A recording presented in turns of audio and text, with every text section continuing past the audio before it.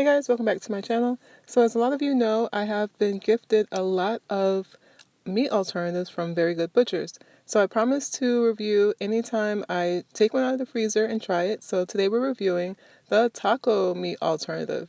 So here it is. Let me just get right into it and show you how I prepared it and give you my review. So this is what the package looks like. The Very Good Butchers plant-based meat alternative taco stuffer. And I had it frozen. And just in case you were curious, here's the back of the label. I'm going to go ahead and list the ingredients in the description box below and include some links in case you want to check out their website. I'm also going to include some other recipes from other YouTubers who have made their own taco meat or like a ground beef meat alternative.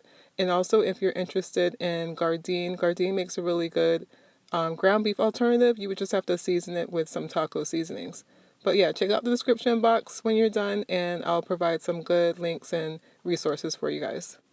Yeah, so this is what it looks like when it's in the pan. I just put it on like a medium low heat and warmed it. It's pretty much cooked. It's not like you have to cook it. It's already made. You're just basically warming it up. I decided to make kind of like a sweet potato Buddha bowl. So I have some broccoli here that was frozen and some green beans. And what I love to do if I'm not roasting veggies is I like to put it in a saucepan and not add any water. Sometimes I add a little olive oil or vegan butter, but this time I didn't add any of that. And it just cooks down and then it starts to even get kind of like a roasting like flavoring on it because it's like right on the pan. So I like that a lot. I don't like when the veggies are soggy because you cook them in water.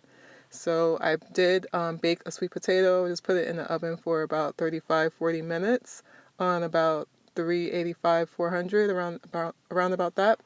And when I took it out, I sliced it up. I added my veggies. It was about 2 cups of the broccoli and 2 cups of the green beans if you're going to do this as a meal prep for yourself. And I divided the taco meat into 3 servings. And also, I made some tahini dressing to put on top after. So what I like to do is just add the tahini like when I'm ready to eat it. And of course there was extra left over and it'll last, like 2 to 3 days in the fridge in a smaller container. And yeah, I didn't want to add the tahini to all of them because then it's going to like soak in.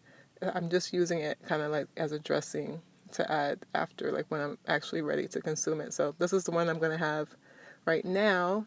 And yeah, I actually didn't plan on making this video, but I started to get something to eat and I decided to have that taco meat and I was like, oh yeah, I promised you guys I was going to show you and do a review. So I really enjoyed it. It tastes really good to me. It reminds me a lot of the Gardein ground beef if you've ever had that.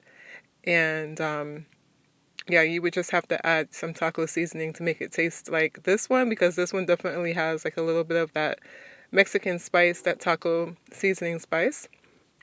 I thought it was a delicious, filling meal. Very satisfying, and let me tell you, that sweet potato really was a nice touch because everything else is savory, and then when you get to the sweet potato, it has that nice sweet taste. So yeah guys, that's it for today's video. I'll leave information for you like I promised in the description box below. I hope you guys have a good night, and I'll see you in the next one. Bye.